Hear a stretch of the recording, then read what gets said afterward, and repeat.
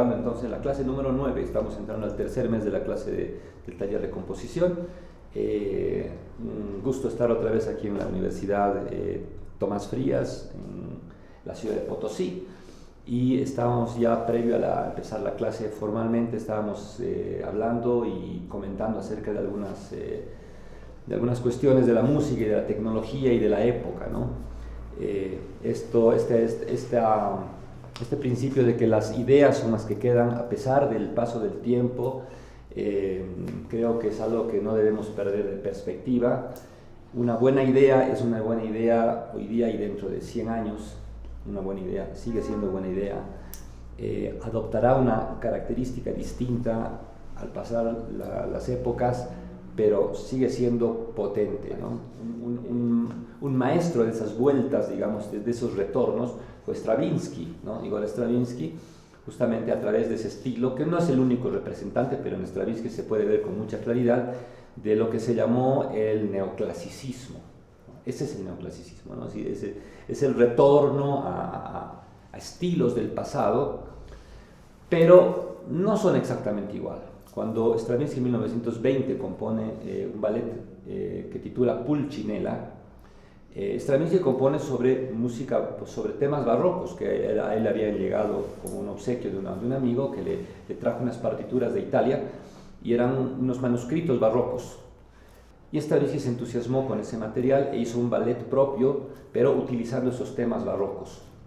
Se llamó Pulcinella, es un ballet muy interesante de 1920, que incluso vuelve a recurrir, aunque él ya había abandonado en sus ballets anteriores el uso del vestuario de los bailarines clásicos, el tutú de las bailarinas, ese tipo de vestuario. En este ballet de 1920 vuelve a utilizar ese vestuario del ballet clásico, ¿no? Mezclado con otro. Pero claro, nos sorprende porque escuchamos Pulcinella y en principio escuchamos algo barroco, o sea, nos suena barroco. De entrada, el primer golpe auditivo es barroco. Pero claro, cuando ya tú afinas tu oído y estás escuchando un poco más en detalle, te das cuenta que no puede ser barroco, porque hay algunas armonías, la manera en que orquesta, la repetición de algunas ideas, te das cuenta que sale que no podría haber hecho un compositor barroco. Pero el primer impacto es como que Stravinsky ha vuelto al estilo barroco, o sea, el estilo es barroco, ¿ya? Pero no es el barroco de Vivaldi, no es el barroco de Händel, no es ese barroco, sino es un barroco diferente, ¿no? Un moderno, es un neobarroco, por eso. Y Stravinsky empezó a frecuentar estos estilos barrocos, estos estilos clásicos, y por eso quienes habían estado muy cerca de Stravinsky lo habían aplaudido cuando él había presentado los primeros ballets. Él había presentado El pájaro de fuego, Petrushka, La consagración de la primavera y tantas obras que eran como las obras revolucionarias del momento en el ballet. Bueno, y además ese grado de disonancia que él manejaba, que eso lo hacía muy contemporáneo, muy moderno, porque bueno, la música moderna y contemporánea en aquella época, en los años 20, lo contemporáneo significaba que era disonante. Entonces la disonancia estaba asociado a lo contemporáneo. Entonces había logrado una gran cantidad de seguidores Stravinsky. Hoy día llamaríamos una gran cantidad de fans, ¿ya? Siempre, y además siempre había algún tipo de escándalo, de algún tipo de efervescencia cuando él estrenaba una obra, por lo tanto, había gente que le gustaba ese ambiente de energía y de vitalidad y de esa irreverencia, digamos, eso le gustaba a mucha gente como algo moderno, ¿no? Pero de pronto en 1920 hace este ballet, Pulcinella, barroco, y después empieza a hacer otra obra que también suena clásica, que también suena barroca, y entonces empieza una época que se llamó neoclásica en Stravinsky a partir de 1920, le duró hasta 1953, 51 digamos, ¿no? Le duró como 30 años esto.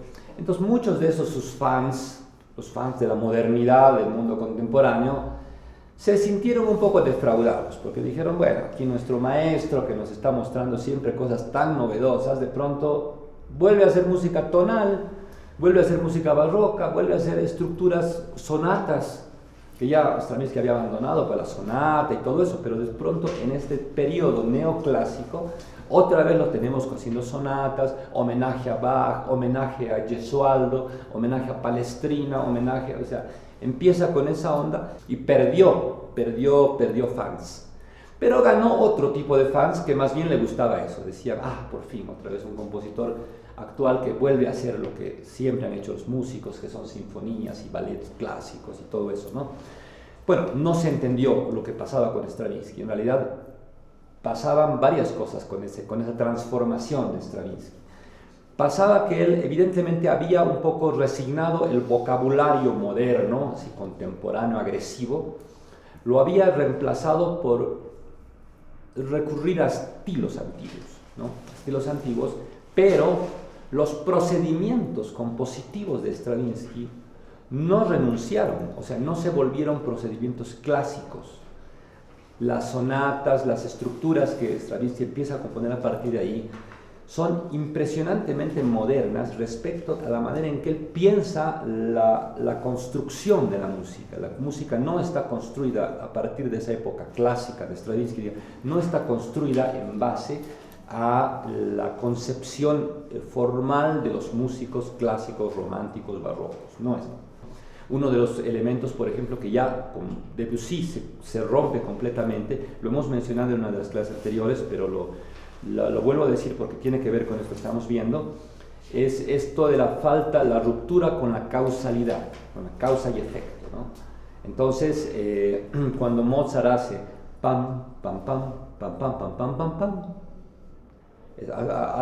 plantea esa pregunta, digamos, ese antecedente, tan, tan, tan, tan, tan, tan, tan, tan, y hay una respuesta, una consecuencia, porque es un primer planteo que tiene una respuesta, y la respuesta es tan, tan, tan, tarirariraran, ¿cierto? Es una cosa en forma de arco con lo mismo, ¿no? Pregunta y respuesta, pero la respuesta es consecuente con la pregunta, tiene que ver con de qué manera formulo la pregunta, ¿no? Eso se llama en las formas clásicas una respuesta afirmativa, le dicen, ¿no? Una frase afirmativa. Respondes casi con lo mismo o parecido a la pregunta. Tan, tan, tan, tan, tan, tan, tan, tan, tan, tan, tan, tan, tan, tan, tan, tan, tan, tan. Es lo mismo. Pero uno abre y el otro cierra. Es lo mismo. Eso es causa-efecto. Puede tratarse también de una estructura negativa, dice, ¿no? Por ejemplo, o sea, que respondas con algo diferente, pero diferente dentro de la misma lógica, ¿no? Entonces, por ejemplo, yo siempre pongo el ejemplo del arroz con leche, ¿no? Digamos la pregunta, la respuesta no es lo mismo, ¿ya? Porque la pregunta es una especie de acorde, una especie de arpegio. Digamos, si estamos en do mayor, sol, do, mi, do, sol, do, mi, re, queda en re, que es la dominante, ¿no? La primera es la tónica, sol, do, mi, do, mi, sol, el acorde, do, mi, sol. Do, mi, re, queda en la dominante, suspensivo, y la respuesta, ¿cómo cierra? Mi, fa, mi, re, do, si, sol, la, si, do, es una escalita. Mi, fa, mi, re, do, si, sol, la, si, do. Utiliza grado conjunto como de la escala. O sea, es diferente, ¿no? O sea, es distinto. Eso es causa y efecto, ese es el principio causal, ¿no? Dada una pregunta, hay una respuesta que tiene que ver con la pregunta, ¿no? Y eso hace a un principio de linealidad. Cuando yo leo un texto, yo leo el texto y lo leo linealmente, y cada capítulo que avanza, digamos, tiene como antecedente el capítulo anterior, ¿no es cierto? Y de hecho, el primer capítulo pasó algo. Bueno, el segundo capítulo continúa y ya tenemos como referencia lo que pasó, y el escritor avanza con un segundo capítulo que, digamos, profundiza el primer capítulo y el tercer capítulo. Si uno empieza, por ejemplo, agarra y dice, voy a agarrar el séptimo capítulo, y agarras la novela y lees el séptimo capítulo, si no has leído los anteriores 6, posiblemente no entiendas bien de qué se trata, porque todo tiene que ver con otro. Es como ver una novela y agarrar en el capítulo 20 la novela sin haber visto los primeros capítulos. Te agarras el 20 y bueno, te enganchas con eso, pero no sabes bien lo anterior, porque no has visto los primeros capítulos. Entonces, ¿por qué? Porque es un discurso lineal, es una narración lineal. Empieza aquí y va de la A a la Z, pero tiene que ir en ese orden, ¿no? La causalidad se rompe cuando tú quiebras esa lógica, y te da lo mismo empezar aquí o aquí, te da lo mismo. O sea, pero tienes que construir de esa manera, ¿no? De tal manera que no necesites, o sea, Construir un libro que no que puedas leer del capítulo 7 sin la necesidad de que hayas leído el capítulo 1. Y que entiendas perfectamente, y que del 7 puedas leer el segundo luego y funcione. Y que después leas el 15 y puedas saltar de manera libre, pero sigue funcionando. Pero claro, tienes que haber concebido de esa manera la obra, porque si no has concebido así no funciona, ¿ya? Sin embargo, uno ve eso claramente en el impresionismo en Debussy. Uno agarra los preludios para piano y tienen no son causales. Uno agarra una frase de Debussy, pregunta, respuesta, ¿ok? Si les das la vuelta, funciona lo mismo. Se siente exactamente igual. Y yo he sugerido, nunca lo he hecho yo, nunca lo he hecho, pero he sugerido varias veces y les he dicho, vamos a hacer el experimento y lo podemos hacer nosotros si quieren. Agarren un preludio de Debussy para piano, por compases hay que identificar las frases y cortemos las frases con tijeras. Tac, tac, tac, tac. Y después los juntamos y vemos qué sale. Y tocamos la pieza mezcladita. Vamos a ver que funciona. ¿Funciona? No se entiende perfectamente. Se puede cortar, tijerear, digamos, un periodo y lo mezclas y tú vas a ver que funciona. ¿Por qué? Porque cada parte, cada frase, digamos, de Debussy está construida de manera autónoma. O sea, esta no depende de esta, ni esta apunta a esta. Esta es antecedente consecuente solamente por el hecho de que uno está al lado del otro, pero no necesariamente porque la respuesta proviene de la pregunta, no. Pero Stravinsky lo que empieza no solamente son frases, sino empieza a trabajar con esa lógica de la ruptura de causalidad, no ya ni siquiera en frases, sino en estructuras mucho más pequeñas. En la historia del soldado hay una cosa así, hay un vals que está construido así, ¿no? Entonces, cada compás cada compás, o a veces medio compás, o a veces un tiempo, o a veces dos tiempitos nada más, son un pequeño motivo. Y los va pegando uno al lado del otro, uno al lado del otro. Y en cierto momento empieza a combinarlos de un modo distinto, y suena rarísimo, suena extraño porque uno siempre escucha totalmente lógico, y todo el tiempo están como que son fichitas que están todo el tiempo, los has metido en una ánfora, los mezclas y siempre dan una combinación diferente, pero siempre lógico, ¿no? Pero bueno, hay que construir así. Entonces, esas son entre las cosas que ha hecho los aportes de Stravinsky, a pesar de que su lenguaje es el lenguaje barroco o clásico, lo que fuera en sus obras posteriores, ¿no? Y en la última etapa de su vida, Stravinsky muere en 1971, en su última etapa de su vida, él ya empezó a escribir con series como Schoenberg, ¿no? como los vieneses. Bueno, aquí tengo dos textos del primer trabajo práctico que hemos hecho, que son las historias musicales, ¿no? ¿Cuál era el objetivo de hacer una historia? Es un poco entender y que entienda yo y que entiendan sobre todo ustedes cómo son capaces de narrar algo, ¿cierto? O sea, ¿cuál es la lógica? Yo creo, digamos, la presuposición, que puedo estar equivocado, es que ustedes piensan linealmente, así como una novela que hay que leer desde el capítulo 1 al capítulo 10, ¿no? Yo pienso que en general pensamos así porque hemos estudiado así desde el colegio, desde la materia de lenguaje, de literatura, todo eso. Siempre hemos tenido esa lógica de lo consecuente, de la consecuencia y de la linealidad, ¿no?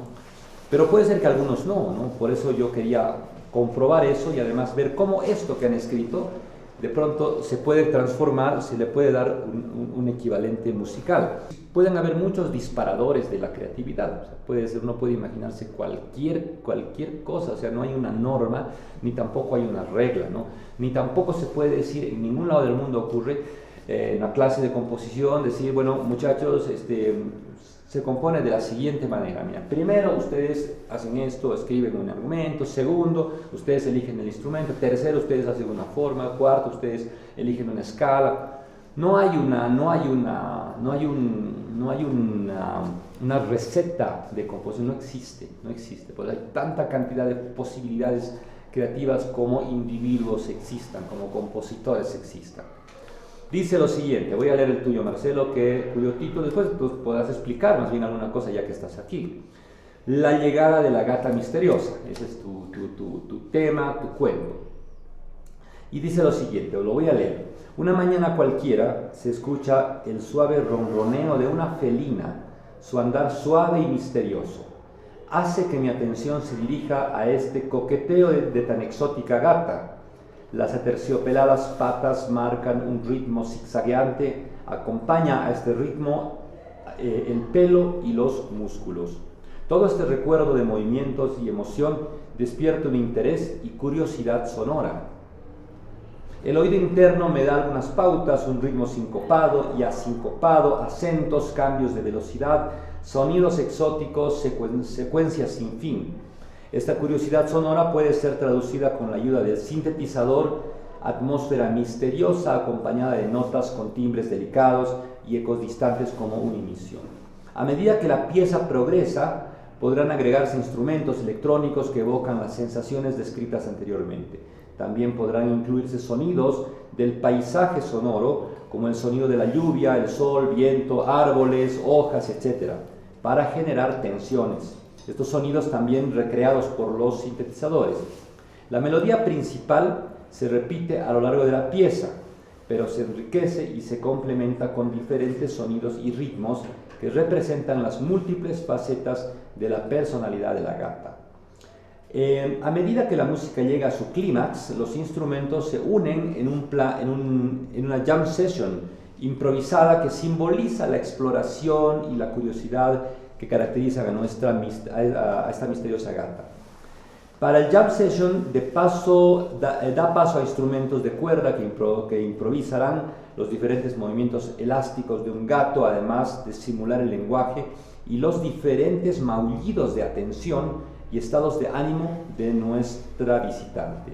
La obra concluye dejándonos con la misma sensación de misterio y curiosidad que nos inspiró al principio.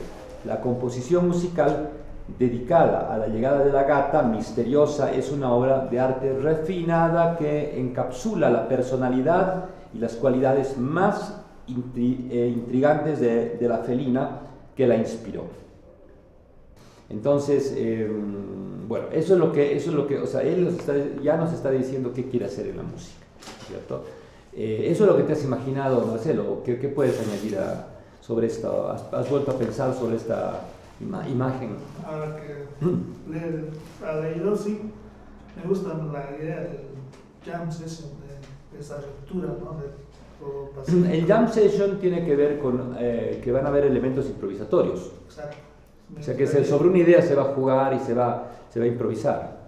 Tal vez pensaba un poco más libre, ¿no? Porque todos conocemos un animal, el gato. Tal vez darle ese criterio no sé cómo decirlo, pero pienso que la cuerda... ¿Y tú piensas que esto que has escrito, por ejemplo, tiene una estructura? Al momento no. No creo que... Pues, ¿Sabes qué siento yo? Que hay un inicio que marcas bien claramente, o sea, hay un inicio y hay un final que en el que hay que volver a este. O sea, lo del medio está como que pasan cosas y se vuelven, ¿no?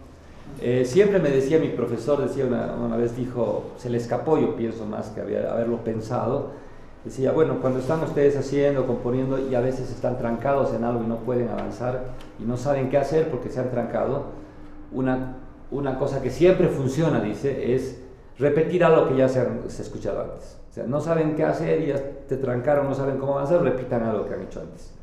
Quizás con algún cambio, pero la repetición siempre ayuda a volver a encauzar la pieza, ¿no? Están avanzando, todo eso, pum, ¿y ahora qué hago? ¿Y ahora cómo avanzo? Pero para mí eso de trancarse en un momento también es fruto de que uno no ha armado un buen plan. Porque cuando uno tiene realmente un plan lógico, es difícil, no digo que uno no pueda trancarse en algún momento por alguna razón, puede trancarse, pero en la medida que cuanto más planeado está todo lo que vas a hacer, cuanto más claro tienes lo que va a ocurrir, es más, podrías no empezar a componer desde el principio hacia el final, podrías empezar del medio, haciendo el clima, o sea, uno ya puede empezar de cualquier lado porque está todo ya más o menos organizado, entonces no hace falta empezar de uno y de la A y avanzar hacia la Z. Uno podría componer a partir de cualquier momento si está planeado. Entonces lo que yo creo que aquí lo del medio es lo interesante, pero hay un marco de acción que es el principio y el final que lo tienes claro, ¿no? Y que es la misma cosa, ¿no? Porque decíamos que había la forma de componer a través de una estructura o de un proceso, ¿no? Proceso es decir, yo tengo este cierto material, este ritmo, digamos, este felino, esta gatita, este va a ser el ritmo que lo identifica, o esta va a ser la textura o alguna cosa, ¿no? Algún elemento que... Entonces, ese elemento es el que se va a ir moviendo y va a estar toda la pieza, va a estar siempre transformándose. Entonces, voy a tener, no sé, 10 transformaciones de este material y uno va planeando las transformaciones. No tanto la estructura de la obra, sino el proceso de cómo ese material se va a ir transformando. Aquí va a ser bien estático, aquí va a ser muy melódico, en esta siguiente se va a mezclar, va a ser parte de la jam session, esa va a ser el material, pero después va a seguir apareciendo el material, pero ya no como esto, sino de otra manera, y al final, cuando la pieza termina, cuando repito lo del principio, ahí termina. Ese es un proceso. No has pensado tanto en, yo tengo parte A, ahora voy a tener parte B, ahora voy a hacer parte C, ahora voy a tener A', ahora voy a volver a B, no haces eso, ¿no? Cuando uno hace eso, está trabajando a través, está haciendo una estructura. Yo digo, tengo mi parte A, mi parte B, vuelvo a A, aquí hago un puente, ahora desarrollo, ahora vuelvo. Eso es cuando uno piensa en una estructura. Es válido, se puede hacer, eso se ha hecho durante siglos, ¿no? Una estructura, sonata, ok, A, B, A, sonata, estructura, ¿no? Pero también puede decir, no me interesa a mí, que salga la estructura, que salga, no importa. Yo lo que quiero es que este material se transforme así, ahora que cambia esto, unos cuantos cambios. Entonces tú estás controlando el proceso, cómo se va a ir transformando ese material, independientemente que salga A, B, C, eso ya, si sale, pero si no sale, no estás preocupado por eso. Entonces, esas son las dos maneras de que uno puede aproximarse, digamos, al fenómeno de la creación musical de una estructura. Pero es bueno tener esa idea. Lo que no es buena idea y lo que nunca aconsejo yo lo hago, pero aconsejo no hacerlo. Yo toco guitarra, digamos, ¿no? Entonces agarro la guitarra y agarro mi pentagrama o lo que fuera, y piso, me gusta, anotas, ¿no? Ahora, ¿qué puedo seguir esto? Y vas anotando, ahora, ¿qué más le puede venir? Ahora, ¿qué hago? Una melodía, anoto. O sea, ir componiendo, o sea, con el instrumento, sin saber realmente cuál va a ser tu estructura. O sea, tú avanzas a lo que te dé y de repente te sale bien. Pero uno tiene muchas posibilidades de quedarse en medio camino en eso, de trancarse.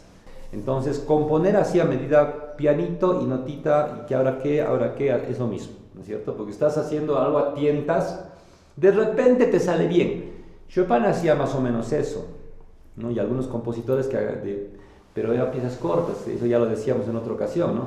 Mientras es algo corto que de repente tú tienes una muy buena intuición musical y a pesar de que no tener armado una estructura, puedes llegar a terminar una pieza. Las canciones en la música popular suelen hacerse también así, ¿no? Un poco avanzando, aunque ahora yo he visto que ya los autores y la música popular inclusive, un compositor sabe que una balada tiene tantas partes y que tiene que hacer un estribillo y que o sea, ya más o menos tiene una idea de lo que tiene que ser la pieza, una canción, sabes cuántas partes tiene una canción más o menos, ¿no? Entonces, esto de pensar, proceso o estructura, siempre yo opongo esas dos cosas, o trabajas a través de una estructura y defines cuántas partes tiene, todo normal. Ahora, dentro de cada estructura puede haber un proceso internamente de elementos que se van desarrollando, que va pasando. Hay procesos, pero esos procesos están supeditados a la estructura, ¿no?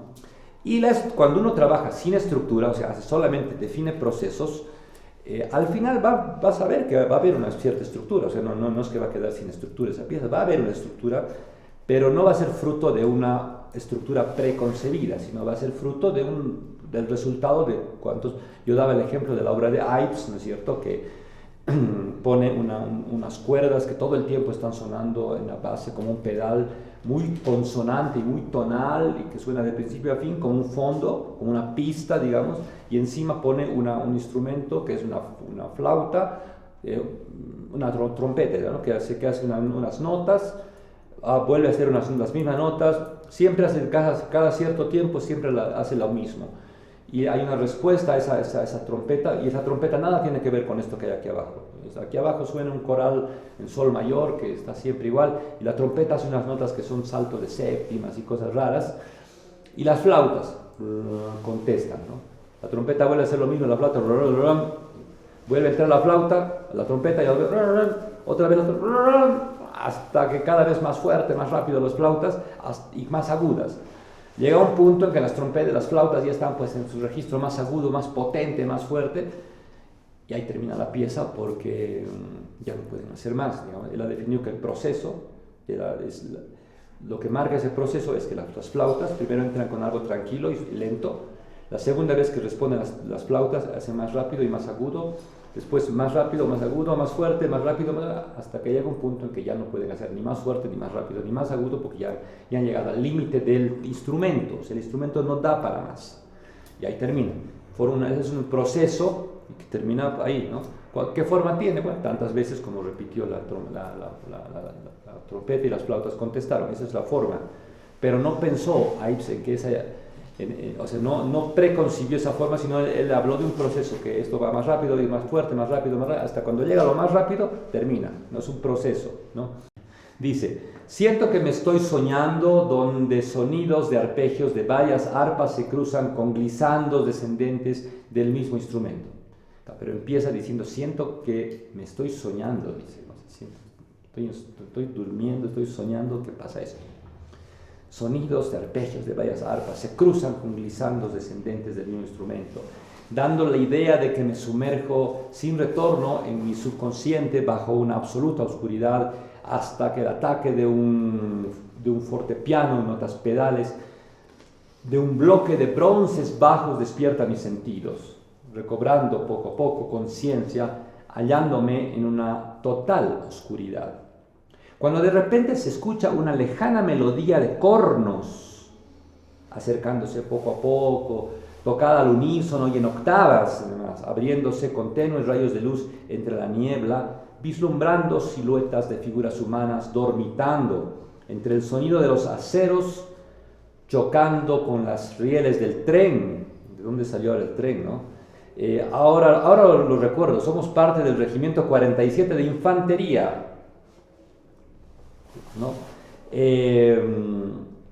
Camino a reforzar las posiciones de avanzada en defensa del litoral. Ya estamos en la guerra del Pacífico. Me asomo por la escotilla del vagón de carga buscando más de esa luz, cuando de pronto salimos de las montañas y se divisa el mar.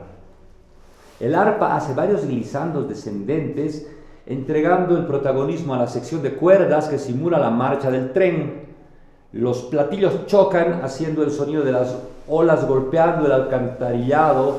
Nunca antes fui más allá de las montañas. Ahora, antes había visto el mar. Las cuerdas prosiguen el majestuoso sonido de la marcha del tren, acompañando por la sección de vientos madera, emulando las corrientes de aire en la costa, junto con los oboes, las flautas, pícolos, interpretando el sonido de las aves costeras. La orquesta disminuye su intensidad mientras hago introspectiva en mis pensamientos. Pienso, medito sobre mi familia, lo que defiendo, mi país, pero de pronto interrumpen nuevamente las cuerdas con más fuerza y majestuosidad, porque nadie puede disimular el protagonismo del tren y su imparable marcha, donde la obra termina súbitamente de un corte seco, porque la misión nunca debe bajar de intensidad. En todo caso, siempre la idea de leer esto es ver cómo pensamos, ¿no? Y pensamos siempre un poco linealmente, ¿no? Que pasa esto y después pasa esto y pasa, ¿no? Ninguno ha pensado algo más circular, digamos, ¿no? Que esté independiente, que sea independiente de un argumento, ¿no? Pueden haber argumentos literarios, pueden haber simplemente descripciones totalmente musicales, en fin, puede haber de todo, ¿no? Pero es interesante saber cómo estamos pensando la música, porque esto se traslada a crear o una estructura o definir un proceso o ver cómo avanzar. Quizás lo que despierta mucho la imaginación también son ciertos estados de inconsciencia, ¿no? El tener un cierto grado de inconsciencia muchas veces ha generado pues ideas artísticas particulares, ¿no? Por ejemplo, de hecho, el compositor francés Héctor Berlioz, por ejemplo, hace la Sinfonía Fantástica, y es un viaje, pues, por el consumo de opio, ¿no? De un muchacho que de droga, digamos, y hace su vuelo, ¿no? Con la droga, y entonces va viendo cosas y y toda la sinfonía es eso, relata, digamos, por eso se llama Sinfonía Fantástica, ¿no? Y relata estados de alucinación, del personaje, digamos, que encarna esta obra, ¿no? Entonces, esto de la inconsciencia, de la subconsciencia, ha llamado mucho la atención históricamente a los artistas, ¿no? yo pienso que en la mayor locura romántica del siglo XIX, donde el romanticismo quizás es la época históricamente donde más se habla del compositor así como que ido, como que en otra dimensión, además que solamente le importa el arte y todo es emoción, todo es emoción y necesidad de decir cosas y la locura y el artista. Pero pese a esa locura y ese estado, digamos, de supuesta inconsciencia que se quiere mostrar al arte romántico, sin embargo, uno analiza, por ejemplo, una partitura de un compositor romántico, agarras Liszt, agarras Chopin, agarras al propio Schumann y analizas, y la construcción no es pues arbitraria, no es, o sea, tiene el manejo de la armonía es totalmente coherente, o sea, por eso la armonía romántica tiene sus propias leyes y está totalmente, uno ve que hay control, o sea, porque si no tuvieras control de los elementos no podrías hacer nada, o sea, si no, ¿cómo vas a hacer una progresión armónica, lógica, si no tienes control de la armonía? O sea, la emoción podrá estar presente y lo que quieras y todo lo que pase, ¿no? Yo mencionaba la vez pasada, no sé si estoy contando por segunda vez, pero creo que viene al caso. Si estoy contando por segunda vez, si ya lo han escuchado, disculpa. Pero el hecho, por ejemplo, de que Ortega y Gasset, cuando dice la deshumanización del arte y cuando se cuenta cuando él dice, por ejemplo, que el romanticismo es el menos artístico de los periodos de la historia del arte, dice que se toca demasiado las emociones humanas y cuando tocas mucho la emoción humana descuidas lo artístico, ¿no? Entonces dice, porque en una obra de teatro cuando el protagonista, cuando viene la mujer y toma en brazos a su hijo, que vuelve de una cruel combate y está herido y se le va muriendo en los brazos y muere el hijo en los brazos y la mamá está ahí con el hijo en los brazos, una obra de teatro, ¿no? Estamos viendo y el público está ahí viendo la obra de teatro y la madre llora y derrama lágrimas y grita porque su hijo se muere, dice. Entonces, ¿qué pasa con el público? El público empieza pues a sentir también esa sensación de dolor, un nudo en la garganta y muchos pues llorarán, muchos en el público están llorando, ¿no? Pero la pregunta de Ortega y Gasset es ¿por qué llora? O sea, ¿por qué el público se pone a llorar? ¿Está llorando por la obra de arte? O sea, ¿está siendo emocionado por la obra de arte el público? ¿Por qué llora? Y él mismo contesta, dice, el público no está llorando por la obra de arte, está llorando por el dolor humano de la madre que pierde al hijo y el público inmediatamente hay una cierta identificación con esa madre en la obra de teatro. Entonces ese es un arte engañoso porque nos está mezclando el dolor humano con el arte. Entonces, y eso es lo que hace recurrentemente el romanticismo. Ese es el modus operandi del romanticismo. Los elementos que te está dando el artista, el compositor, para que tú, posiblemente para que lo entiendas mejor, qué sé yo, son extramusicales. Y uno se agarra muchas veces de lo extramusical y entonces lo asume y eso es lo que te genera algo, ¿no?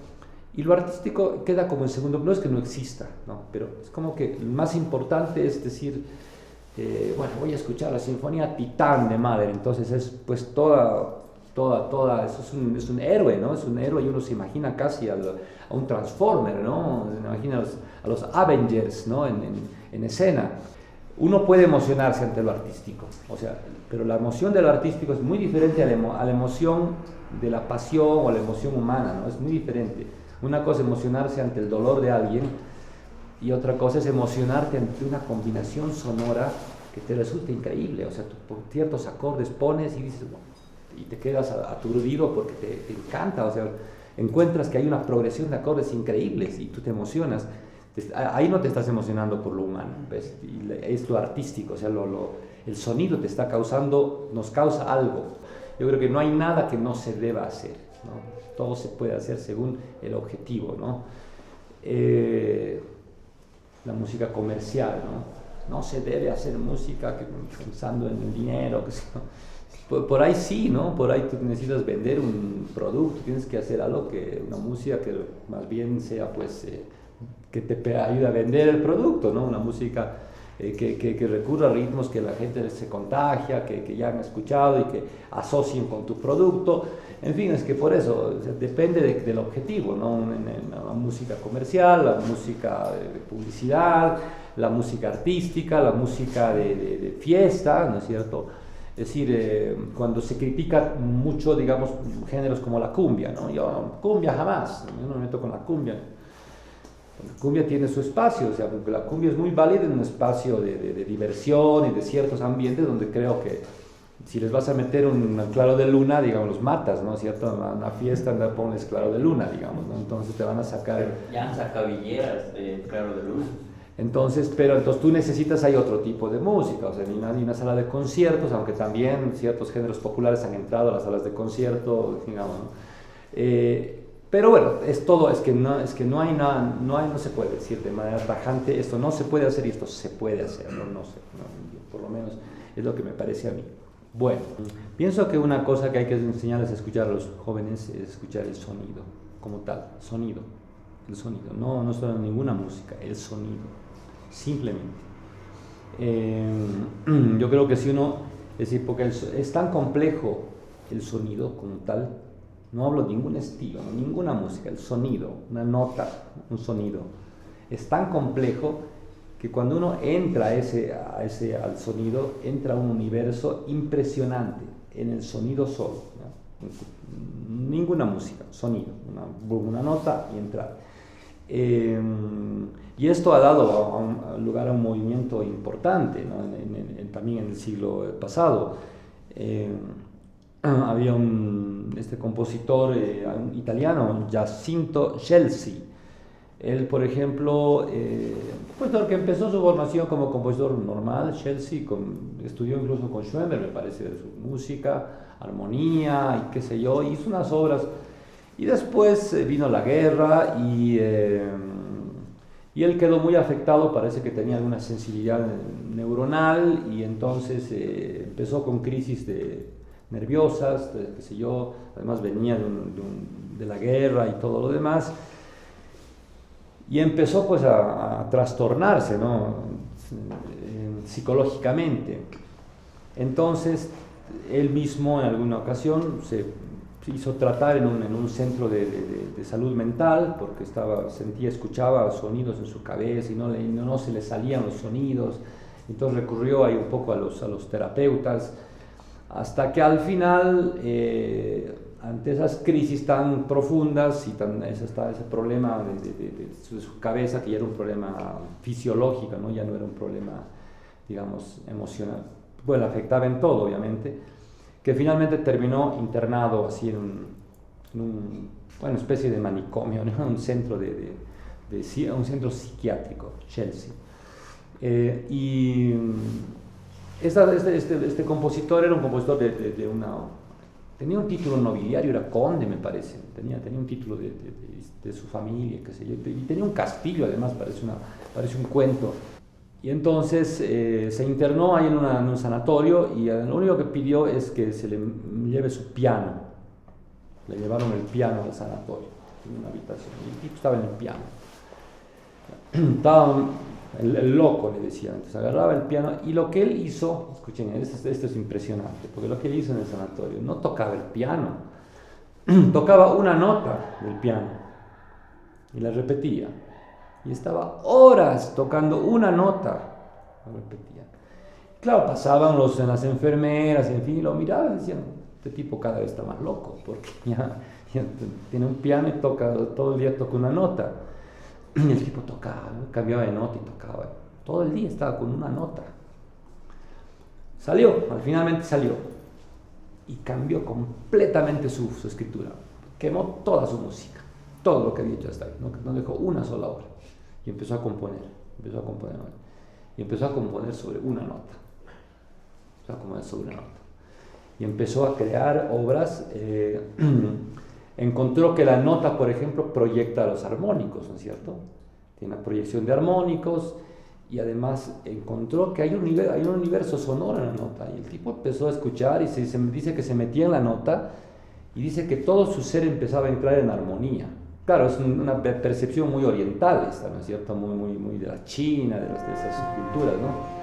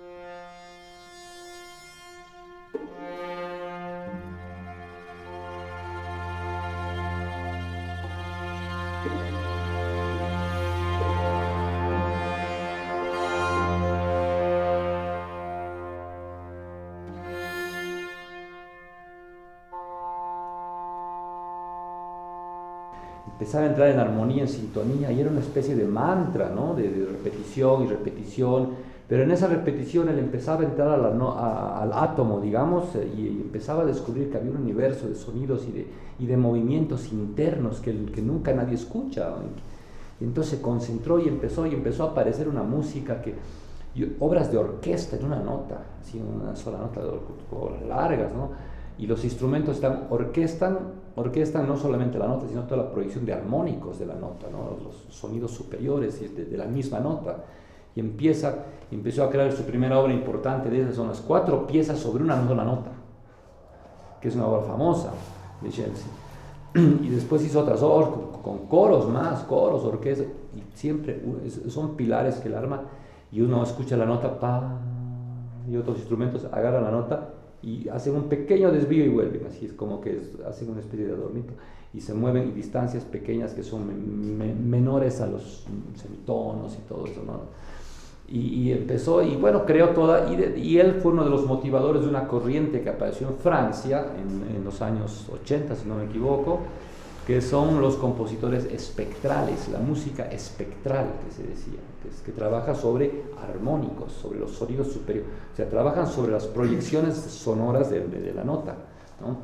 Que creó, hay compositores como Tristan Murel, Gerard Grisey, otro compositor, hay varios compositores franceses que fueron motivados por esto y que crearon esa música. Entonces, el sonido es otro elemento inspirador para nosotros. Expliques algo y toques, o que toques y después expliques. ¿Qué prefieres?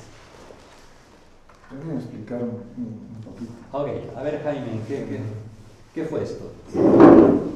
Bueno, yo creo que hay 2 cosas, una que es determinante y una condicionante. Entonces, cuando es lo que casi trato de no hacer, que condicionar a la gente a escuchar algo que le va a afectar en sus sentimientos. Entonces, es una relación amorosa, que son las peleas, una relación tóxica. Entonces, en este caso, no se está peleando una chica con un chico, están peleando una nota do con otra nota do.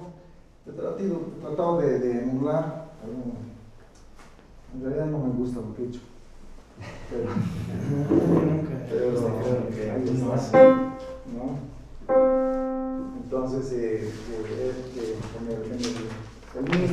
yo voy a ver con él, esto para que vean. Me he hecho mucho porque he hecho cambios de tempo, ahorita no puedo tocar exactamente, se tiene que tener un metrónomo que tenga el metro. Entonces cada metro tiene una especificación. Por ejemplo, una dice moderate, que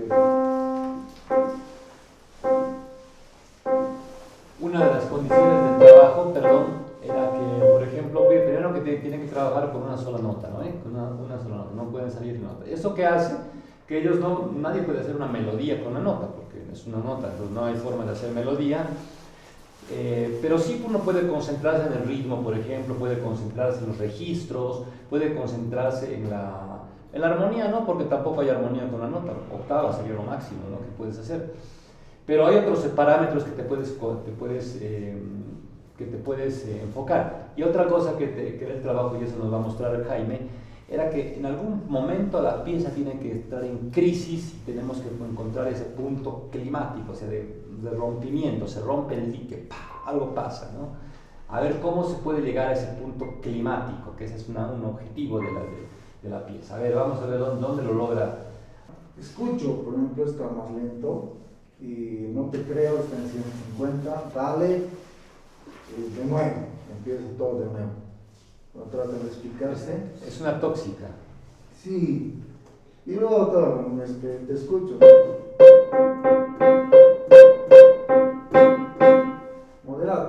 Moderate, no te creo, escucho, y vale, dale, y hay varias situaciones.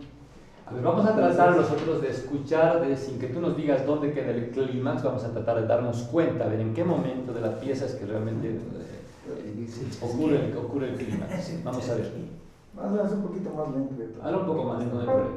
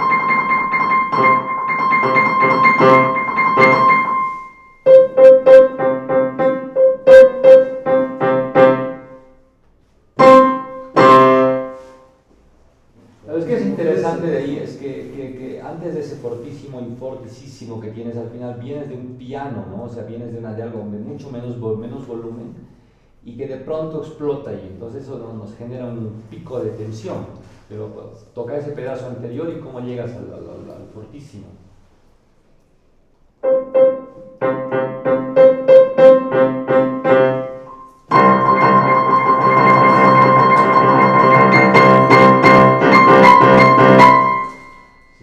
Por ahí puede ser el clímax.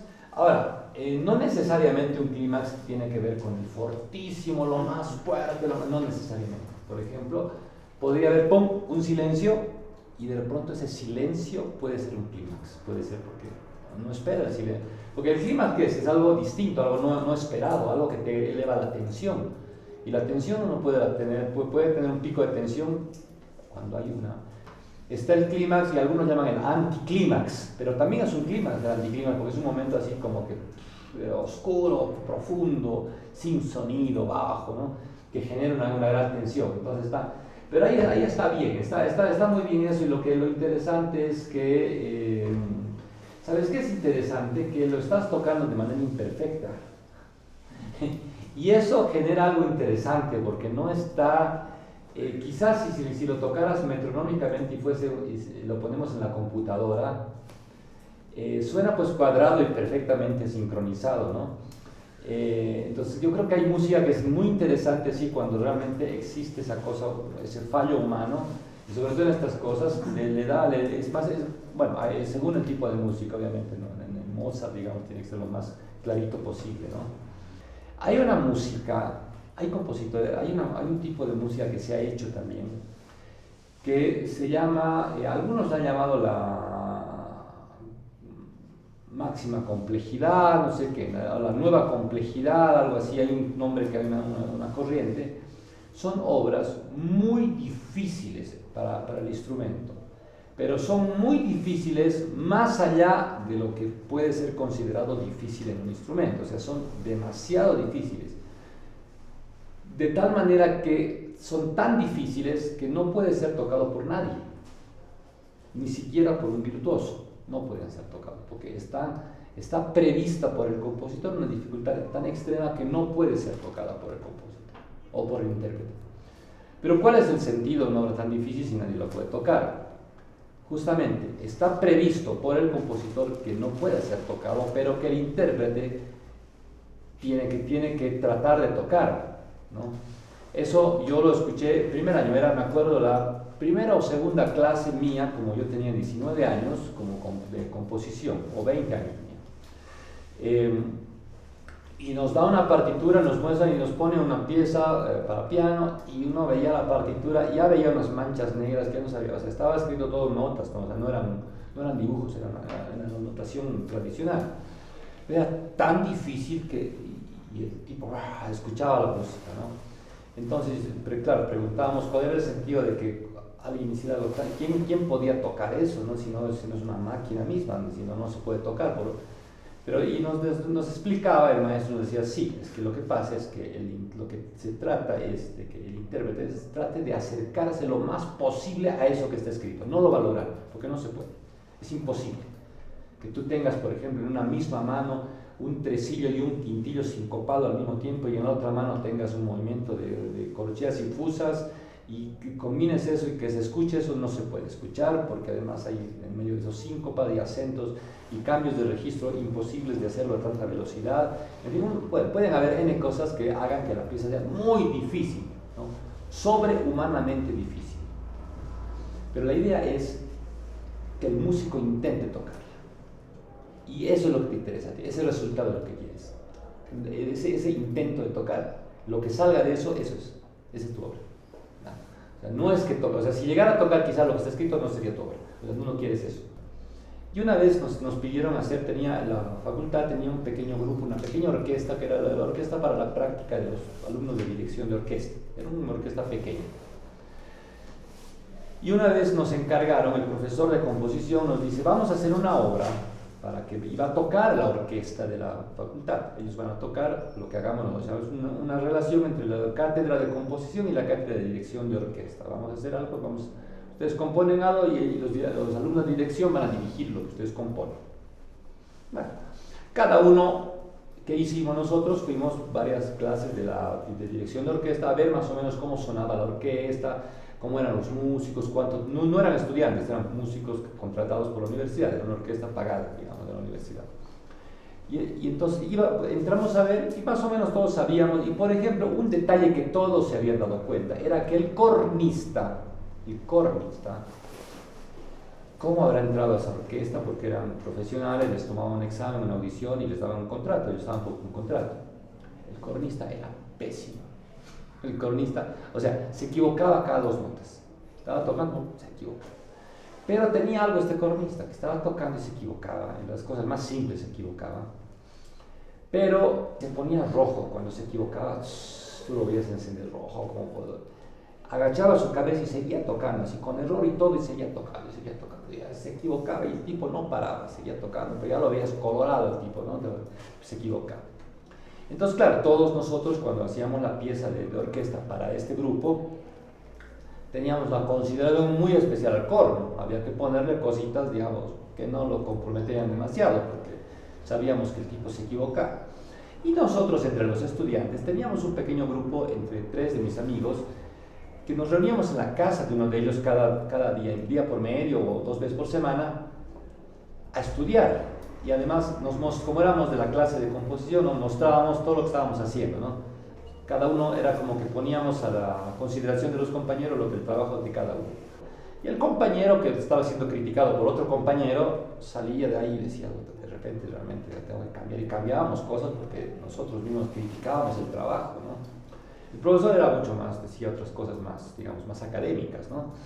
Bueno, pero en medio de eso, este compañero nos muestra el trabajo que estaba haciendo para este grupo. Y el cornista tenía un solo de corno terriblemente difícil. Entonces nos pareció que nos reímos porque dijimos, Juan, ¿estás seguro que es para el corno que estás haciendo? ¿Pues has visto al cornista? Sí, pero esto no lo va a tocar ni en sueños, este tipo ni en 10 años va a tocar solo. Veía en el cornista también un gesto teatral. El tipo así estaba rojo y se ponía así, se metía en el corno rojo así, y seguía tocando porque se equivocaba, paraba, levantaba la cabeza y así. Entonces lo había visto a él y había visto un personaje en este cornista, había visto que un personaje que podía explotar en su música. Y entonces le hizo ese solo no para que lo toque, sabía que no iba a tocar, pero justamente era esto. Iba a tratar de tocar y se iba a poner rojo, y él quería que se ponga rojo y que haga todo eso, o sea, que fuese un actor de una serie de una obra de teatro. Eso era lo que quería. Pero eso también es interesante, o sea, hay que ver el error uno lo puede convertir en algo a favor, ¿no? Digamos que estoy en Potosí y que nadie afina en Potosí, ¿ya? Digamos que tiene escuelas, ninguno afina. A mí como compositor no debería ser ese un límite, un aspecto negativo. Si yo soy compositor, creo música, voy a crear música, pues crearé música para un grupo desafinado, o sea, trataré de utilizar esa deficiencia a mi favor y decir, bueno, yo hago una obra que tenga que la nota siempre fluctúe entre una y otra, y hago una obra que sea para esa cara, o sea, donde el error, o lo que para todo el mundo es un error, para mí sea una ventaja, o sea, yo pueda sacar ventaja de ese error, ¿cierto? Entonces yo pienso que por eso la creatividad no está limitada porque donde yo vivo nadie toca bien, todos tocan mal, porque donde yo vivo aquí no hay esto, aquí no hay aquello. Yo puedo hacer música para lo que tengo, y todo depende del grado de creatividad. Entonces el error, por ejemplo, el grado de error, hasta qué punto yo quiero volverlo parte de mi música, ¿no es cierto? Yo puedo sacar provecho del error en favor de lo que quiero hacer. Ahora, si quiero que suene como la computadora o como la Filarmónica de Berlín, bueno, no va a sonar, entonces tendré que irme a otro lado, ¿no? Pero yo puedo aprovechar de ese tipo de situaciones, ¿no?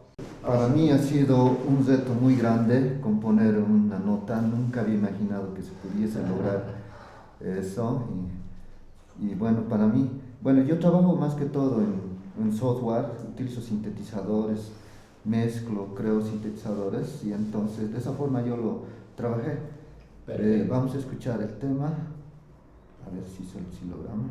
Okay.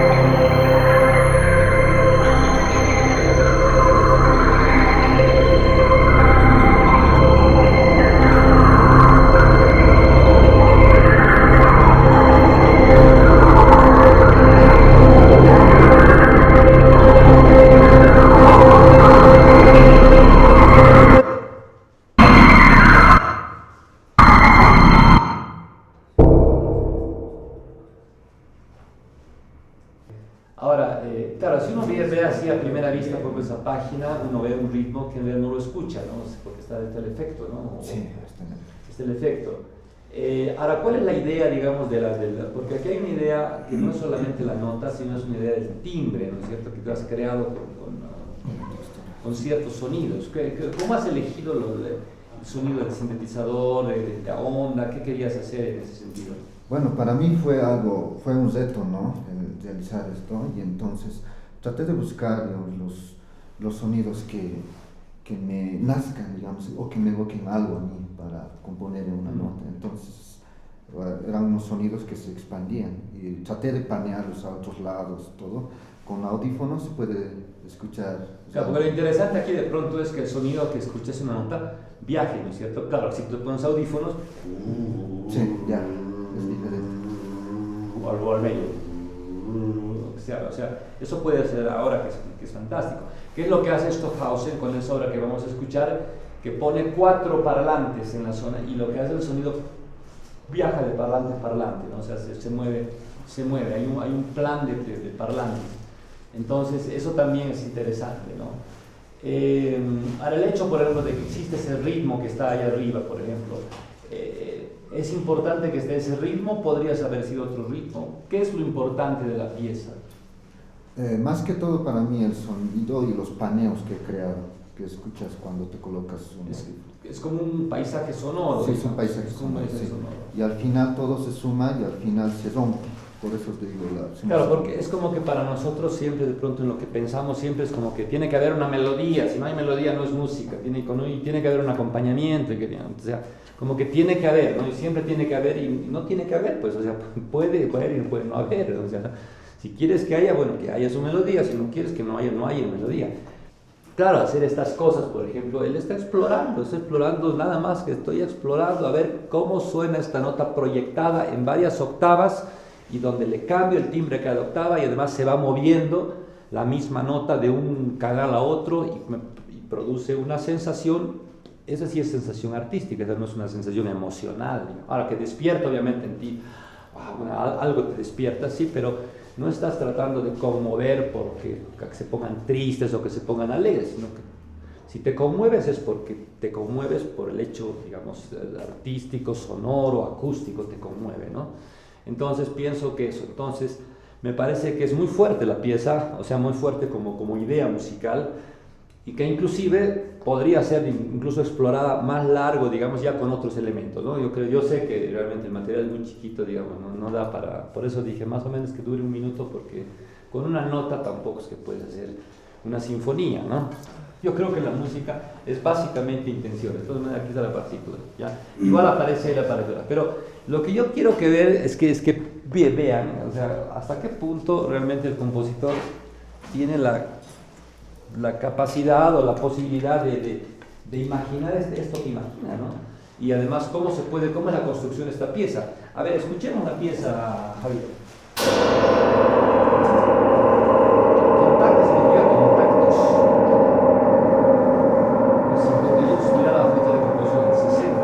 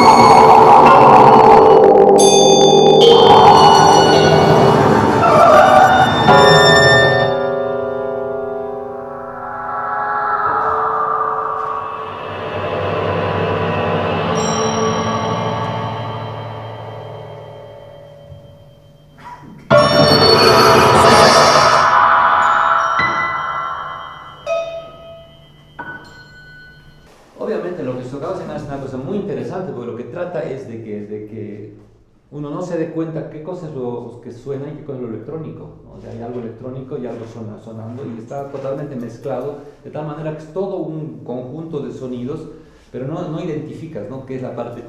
Si ustedes siguen con cuidado la línea de arriba, digamos, ese recuadro que hay arriba, esos son los sonidos grabados electrónicamente, ¿no?, que obviamente no se interpretan. Él los dibuja para que uno pueda seguir la partitura, pero es el dibujo de lo que va haciendo. Y esos números romanos que ven allá, 4, 1, 2, 3, hay una flechita que va al 3, esos números romanos que están arriba en la partitura, indican en cuál canal está saliendo la música. Claro, si aquí tuviéramos la distribución de 4 parlantes, veríamos que ese sonido que dice canal 4 está sonando en el allá. Después cambia al 1, ¿no? Él planifica a dónde va a cambiar, ¿no? Y obviamente la relación de la percusión con el piano y todo eso, o sea, no usa el piano como piano, o sea, olvídense del piano de Beethoven, no existe el piano, es un instrumento como de percusión, pero es interesante cómo imagina el timbre completo de la obra, sonando todos conjuntamente, ¿no? Y que suenan como lo mismo, ¿verdad? Pero concéntrense en lo de arriba, van a ver los sonidos electrónicos. Dale.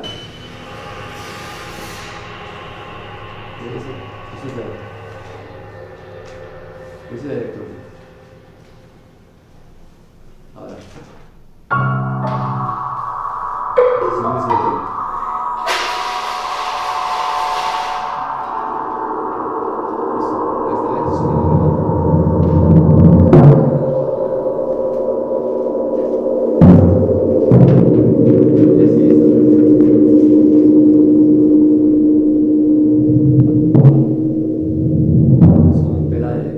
Un sonido que mantiene. Eso lo podría hacer Javier perfectamente.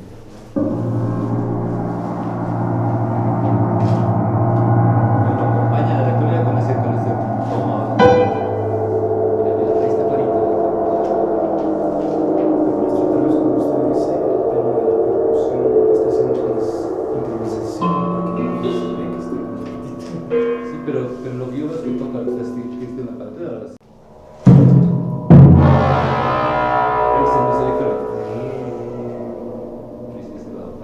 Otra vez. Y eso no es sample ni nada, arma el sonido con osciladores electrónicos.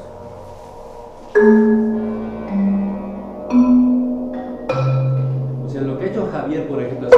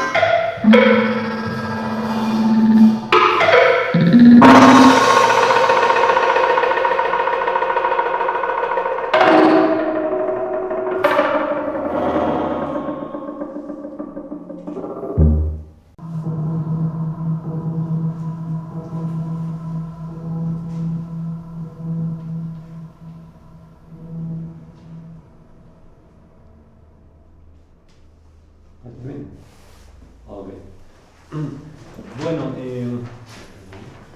claro, aquí si uno adquiere cierta, pues, se llega a emocionar o no sé qué con esto, es simplemente por razones, digamos, artísticas, ¿no? De la construcción, de que es una construcción totalmente, es como hacer un plano de arquitectura, ¿no? Diseñar un edificio y hacer los elementos del edificio y los cálculos y todo eso, ¿no?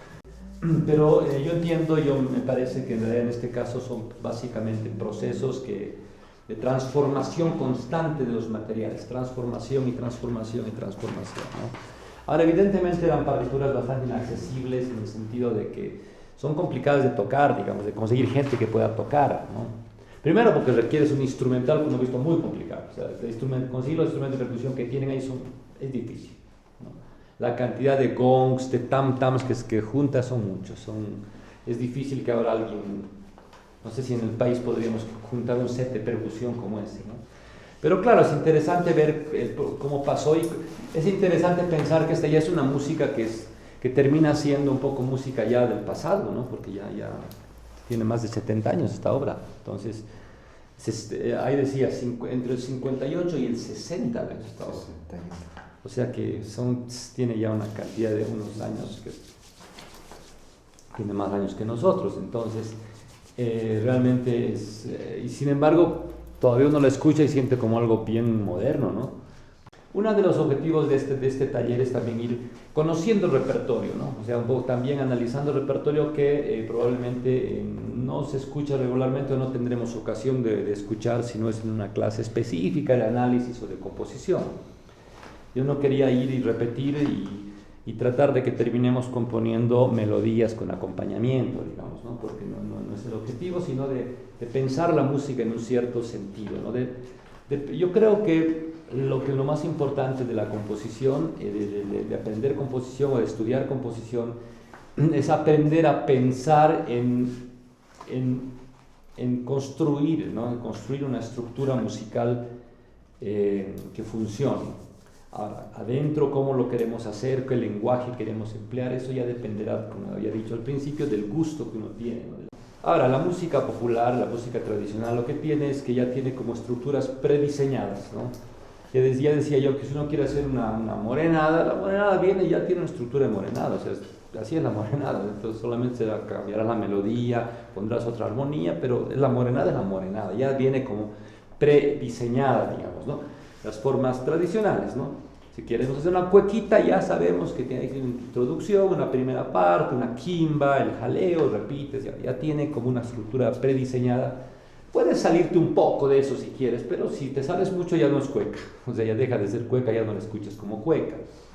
Entonces,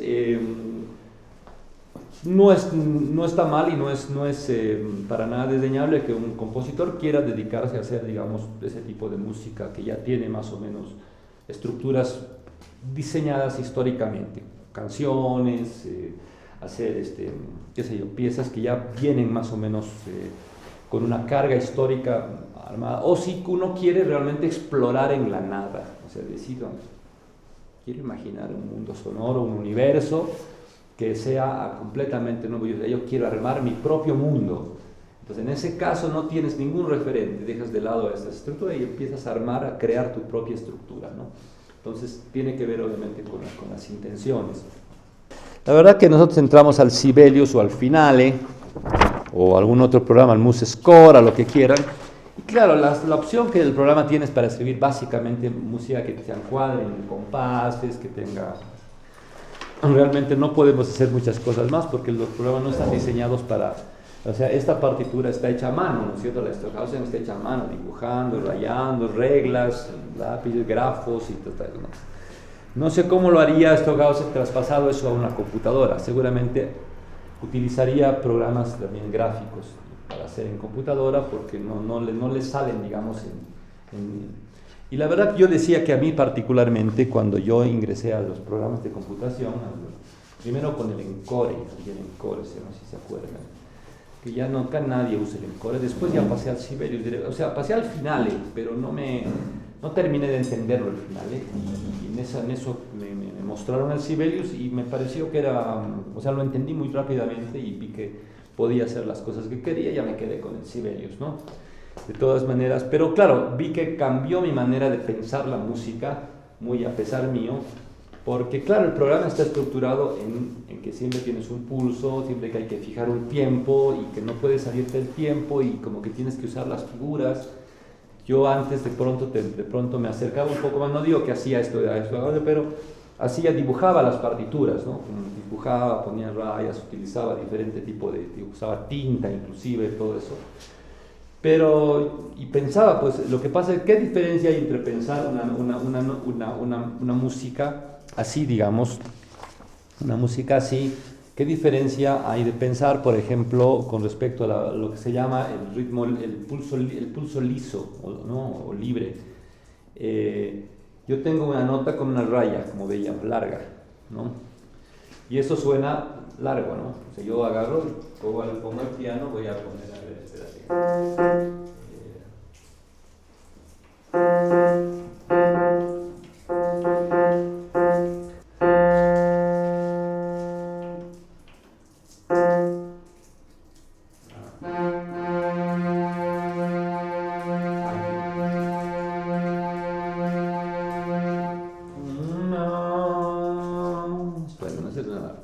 ¿Cómo lo escribo? Agarro la nota y pongo una raya. Y le pongo 30 segundos de raya, como esas partituras, ¿no? Con segundo. Y me decía un amigo, bueno, pero ¿por qué tienes que escribir la raya si tú puedes escribir redonda, ligada a redonda, ligada a redonda, ligada a redonda, lo que quieras? Y suena lo mismo, me dice, ¿no? Tú le tocas eso con raya y pones redonda, ligada a redonda, y también suena largo. Porque cambiarla, si uno tiene la escritura, la notación con compases, ¿para qué salirse de eso? Aparentemente sí, pero no. Porque es una cuestión más psicológica. Cuando yo escribo redonda, ligada a redonda, yo estoy escribiendo esto. Mi cabeza está pensando en pulso, en 4, ¿no? 4, 4, 4, 4, 4, ¿no es cierto? Cuando yo pongo raya, no pienso en eso, pienso en nota larga. Pienso en una línea. No estoy pensando 1, 2, 3, 4, 1, 2, 3, 4, 1, 2, 3, 1. No estoy pensando así, ¿no? Si yo pusiera redonda ligada a redonda, sí pensaría así. Pensaría 1, 2, 3,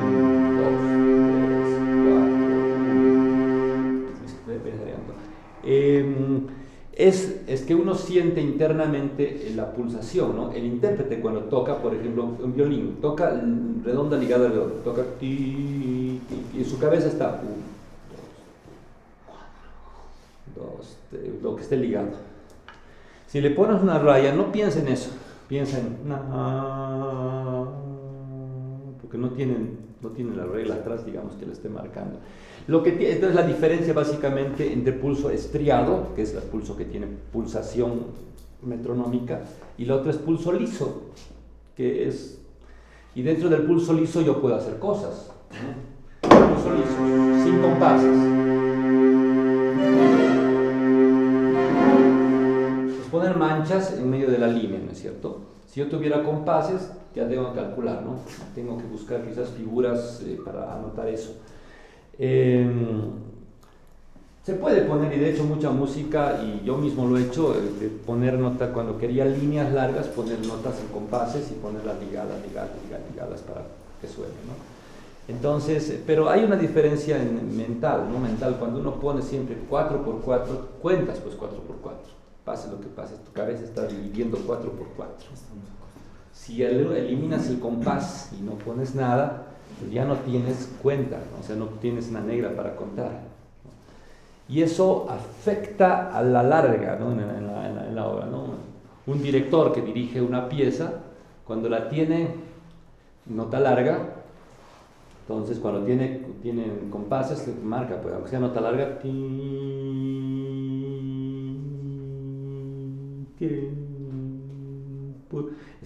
esta mano está marcando el pulso.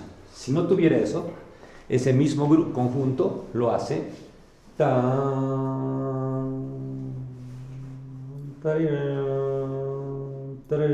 es como que hay un poco más de libertad de no tienes que encuadrarte en una, ¿no? Esa para mí es la diferencia grande entre las rayas y de escribir la notación espacial, como decimos, espacial o analógica, con la escritura esta simbólica, que es más precisa la escritura simbólica, porque como te marca exactamente, es como tener el milímetro detrás, que sabes que no puede salirte, ¿no? Cuando semicorchea ligada a tresillo de corchea, bueno, ya tienes una marca y si estás al pulso que estás, tienes que medir eso. Si no pones eso, tienes un grupo de notas que te puede dar mayor libertad. Tú no estás marcando figuraciones, ¿no? Te estás dando libertad, digamos, ¿no? Ahora eso no se puede escribir el tema con el final y con eso. O sea, habría que escribirlo a mano, aparte, en una hoja sin compases, y después ver de qué manera borras compases con el programa. Tienes que cambiar, quitarle las plicas, poner rayas, hacer gráficos. O sea, ya tienes que armar, digamos, la partitura. Y a veces eso es un poquito engorroso por el tema. Simplemente como para terminar la anécdota, que creo que lo he contado respecto, por ejemplo, hay una cosa que yo he aprendido de mi maestro, que me decía pocas cosas, ¿no? Y era bastante irónico, pero una vez me dijo lo siguiente, le presenté una obra que era para unas cuerdas, una orquesta de cuerdas y piano, o sea, un piano solista. Y lo que yo quería era que empiece la orquesta. Me imaginaba un espacio vacío con manchas por aquí, por allá, lleno de manchas, ¿no? Y para mí esas manchas la iban a hacer los instrumentos de cuerda con pizzicato, tocando con el dedo, ¿no? Y el piano, que era el solista, también, para que imite a las pizzicatos, se metía dentro del piano, que tiene las cuerdas, y pulsaba las cuerdas. Entonces tenías cuerdas en el piano con el dedo, y las cuerdas en los instrumentos de cuerda con el dedo también. Entonces sonaba pum, tin, pa, ta, como chispazos, digamos, ¿no? Entonces yo quería que sea bien violento, bien intenso eso, pa, pum, ta, pa, ti, pum, así, ¿no? Y que poco a poco se iban juntando. Esa era mi idea, ¿no? Entonces, y había puesto negra 60. Entonces el director debería contar, como era una orquesta, el director contaba 1, 2, 3, 4, y en medio de eso, ta, pum, pa, pum, pa, pum, así, ¿no? Distribuidas las notas, pero el director contaba 4 siempre. Y me dice mi maestro, aquí dice violento, le has puesto violento. Sí, le digo, es que quiero que sea explosivo, por eso pongo puesto violento. Hay una forma en que vas a lograr más ese efecto de violencia que quieres. ¿Cuál? Más rápido. No, le digo, es que yo no quiero rápido, quiero... ¡pum!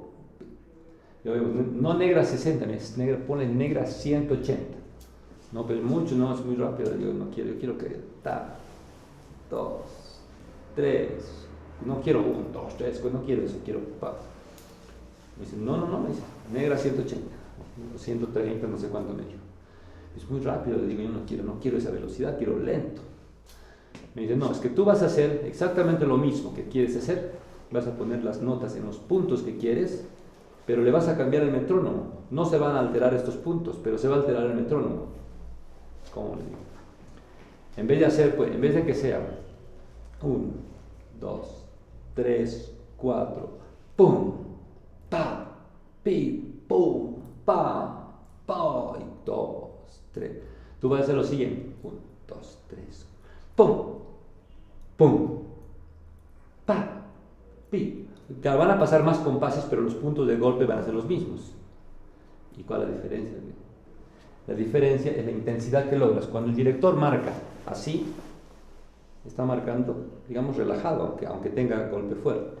Pero si lo tienes marcando, si tienes al músico que lo mira al director y lo tiene acelerado al director, es como que lo está más empujado. O sea, genera psicológicamente más intensidad en cada golpe. Una cosa es el pa, pum, y otra cosa es pum, pum, pa. Este pulso rápido genera más intensidad en el ataque, me dice, en el ataque. Esas cosas son muy difíciles de darte cuenta si no tienes realmente mucha experiencia, o sea, algo tienes que tener que